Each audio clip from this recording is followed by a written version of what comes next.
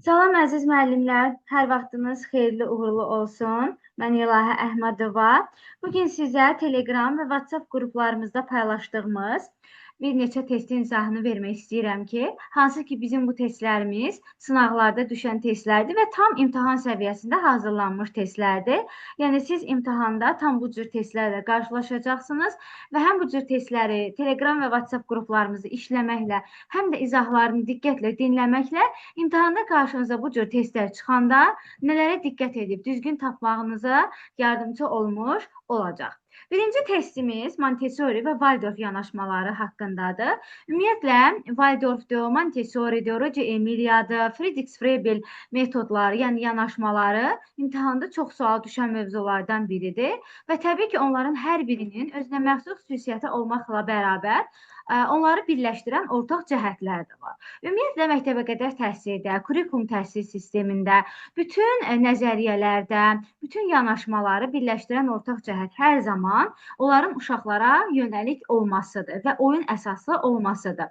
Yəni, təbii ki, Montessori öz baxış açısından baxırdı, Waldorf öz baxış açısından baxırdı. Amma bunların hər birini birləşdirən ortaq cəhət uşaqların mərkəzli olması idi, yəni uşaq mərkəzli olması idi. Burada da bizdən Montessori və Waldorf pedaqoji yanaşmasını birləşdirən ortaq cəhət kimi götürülə bilməz olanı soruşur. Birincidə deyir ki, uşağın maraq və ehtiyaclarının nəzərə alınması. Bəli, uşaq mərkəzli olduğuna görə bunu doğru götürəcəyik. Uşaqların yaradıcılıq bacarıqlarının inkişaf etdirilməsi. Bəli, uşağın estetik yaradıcı inkişafına yönəlib və burada yenə mərkəzdə dayanan uşaqdır. Oyun mərkəzli fəaliyyətin əhəmiyyətli olması. Bəli, bu da doğrudur. Məsələn, Montessori didaktik oyunlara, Waldorf isə daha çox təbii materiallarla, emosional, yəni və ya təbiət materiallarıyla oyunlara daha çox önəm verirdi. Müəllim və uşaqlar arasında sıx əməkdaşlıq əlaqələrinin olması. Bu yanlışdır. Niyə? Çünki Montessori yanaşmasında müəllim daha çox fasilitator, istiqamətləndirici rolunda olurdu və uşaqla çox sıx əməkdaşlıqda olmurdu. Çünki müəllimə görə uşaq səhvini özü düzəltməli idi və müəllim minimal dərəcədə uşağa müdaxilə edən şəxs olurdu. Yadınızda saxlayın, Montessori yanaşmasında müəllim uşaqdan bir qədər kənarda olur. Onun işi mühiti qurmaq, uşağı sərbəst buraxmaq, onu izləmək, uşağın ehtiyacı olduğu təqdirdə ona yardım etməkdən ibarətdir. Amma Waldorf isə əksinə müəllim və uşağın sıx əməkdaşlığına üstünlük verirdi və deyirdi ki, uşaq müəllimi ilə nə qədər sıx əməkdaşlıq edərsə, onunla nə qədər birlikdə olarsa, o qədər gözəl öyrənər. Ona görə də burada yanlış cəhət, yəni xüsusilə müəllim və material baxımından bəzən yanaşmalarda fərqliliklər olur. Uşaqların sərbəstlik və müstəqilliyinin dəstəklənməsi də hər iki yanaşmaya aid idi, çünki yenə mərkəzdə dayanan uşaqlar idi. Keçək digər testimizə. Aha, burada isə bir dəqiqə ekranı təmizləyim ki, bizə mane olmasın. Bu bizim testimiz isə sonradan çərçivəyə əlavə olunmuş Daniel Golemanın emosional zəka nəzəriyyəsidir. Çox gözəl nəzəriyyədir, çox maraqlı nəzəriyyədir. Həm müəllimin özü üçün, həm də uşaqlar üçün çox faydalı olan bir nəzəriyyədir. Ümumiyyətlə, Daniel Goleman nəzəriyyəsində insanın özünü tanıması, uşağın özünü tanıması, özünü idarə edə bilməsi. Çünki insanın ətrafdakı şəxslərə qarşı, uşağın ətrafdakı uşaqlara qarşı özünü idarə etməsi onun emosiyalarından bağlıdır. Yəni, burada duyğular daha çox önəm oynayır. Ona görə də burada təfəkkür ikinci planda qalır. Daniel Goleman nəzəriyyəsinin əsas komponentləri özünü dərk edir. Çünki uşaq birinci növbədə öz emosiyalarını dərk etməli idi. Yaradıcılıq yox idi burada. Daha sonra gəlirdi özünü idarə etmə. Çünki uşaq öz emosiyalarını dərk edəndən sonra artıq onu necə idarə etməyi öyrənir. 4.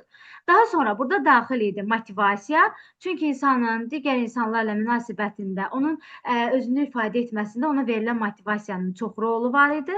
Nitq qabiliyyəti daha çox Piaget, Lev-Vygotsky nəzəriyyəsində ön planda olurdu. Ona görə bunu götürməyəcəyik. Empatiya duyğusu. Çünki insanın ətrafdakılarla münasibət qurması üçün onun empatiya duyğusu olduqca önəmli idi. Ona görə 7-ni də götürürük və yenə də münasibətlərin idarə olunması 8. Çünki uşağın emosiyalarını idarə etməyi öyrəndikdə uşaq eyni zamanda başqalarıyla münasibətləri idarə etməyi bacarır. Yəni, Daniel Goleman nəzəriyyəsinin, emosional zəka nəzəriyyəsinin özünü dərk, özünü idarə etmə, motivasiya, empatiya və münasibətlərin idarə olunması əsas komponentlər olaraq götürülür. Daha sonra bunu silim ki, bizim növbəti testimizdə bizə mane olmasın. Bu arada Daniel Goleman nəzəriyyəsinin PDF-ini və video izahını Telegram kanalımızda paylaşmışam. İstəyənlər daxil olub faydalana bilərlər. Növbəti dərsimiz isə, növbəti testimizin izahı isə uşaqlarda intellektual inkişafla bağlıdır. Yəni, intellektual inkişaf dedikdə idraki inkişafla bağlıdır və burada diqqət etməli olduğumuz məqam, yəni intellektual inkişaf kiçik yaşlı uşaqlarda intellektual inkişafla bağlı düzgün situasiyadan gedir söhbət. Yəni, kiçik qrup və intellektual inkişaf və düzgün situasiya. 3 dənə açar sözü testin içərisindən götürürük. Uşaqlar bir əşyanı forma, rəngini, ölçüsünə görə fərqləndirirlər. Kiçik yaşlı uşaqlar hələ əşyaları adlandırma mərhələsindədirlər. Çünki uşaq müəyyən bir şeyin adını öyrənmədən onun xüsusiyyətlərinə görə hələ fərqləndirməyi öyrənə bilməz. Fərqləndirmə adətən 3-4 yaş dönəmindən başlayır. Uşaqlarda artıq təhlil, tərkib, ümumiləşdirmə, bu cür bacarıqlar da hələ sensor-etalon olsa belə, təhlil, tərkib bacarıqları, ümumiləşdirmə bacarıqları yuxarı yaş qruplarından 4-5, 5-6 yaş qruplarında formalaşır.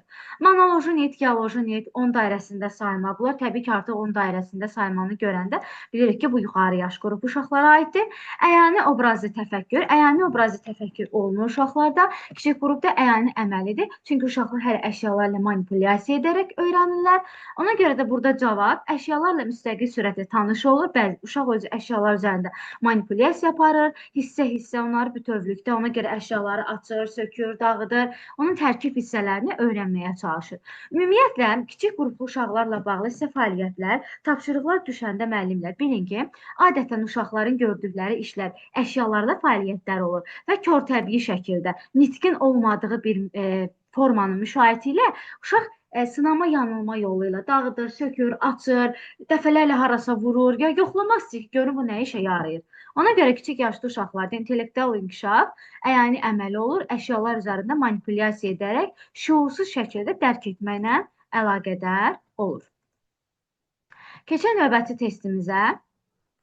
Bu testimiz yenə Levi-Gotskinin nəzəriyyəsi haqqındadır. Biz Levi-Gotskinin ümumiyyətlə çərçivədə 2 nəzəriyyəsini, bir yaxın inkişaf zonası, bir də sosial mədəni psixi funksiyaların tarixi mədəni psixoloji nəzəriyyəsini öyrənirik. Hər iki nəzəriyyə Levi-Gotskiyə aiddir və Levi-Gotski ilə bağlı suallar düşəndə diqqət etməli olduğumuz məqam sosiallığın ön planda olması idi. Çünki Jean Piagetdən fərqli olaraq Vygotsky bildirirdi ki, uşaq ətrafdakı insanlarla ünsiyyət quraraq, onların dəstəyi ilə öyrənməlidir. Yəni, uşaq sosial varlıqdır. Biz onu tək başına öyrənməyə məhkum edə bilmərik.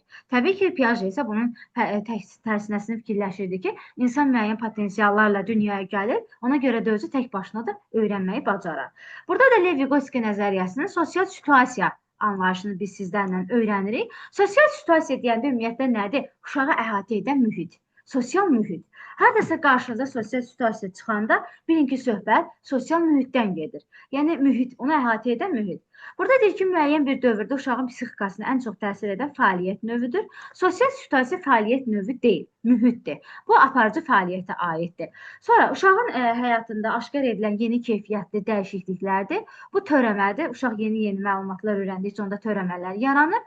Burada düzgün cavab müəllimlər C bəndidir. Uşağı əhatə edən mühit, situasiyada onun müəyyən psixi funksiyalarının formalaşmasıdır ki, düzgün cavab C bəndi olar. Uşağın həyatında baş verən kəskin dəyişikliklərə adlanır böhran. Çünki insan müəyyən bir fəaliyyətdən digər fəaliyyətə keçəndə onda böhran yaranır və yaranan ziddiyyətin uğurlu həlli keyfiyyətcə yeni inkişaf mərhələsinə keçidi. Bu da yenə böhrana aiddir.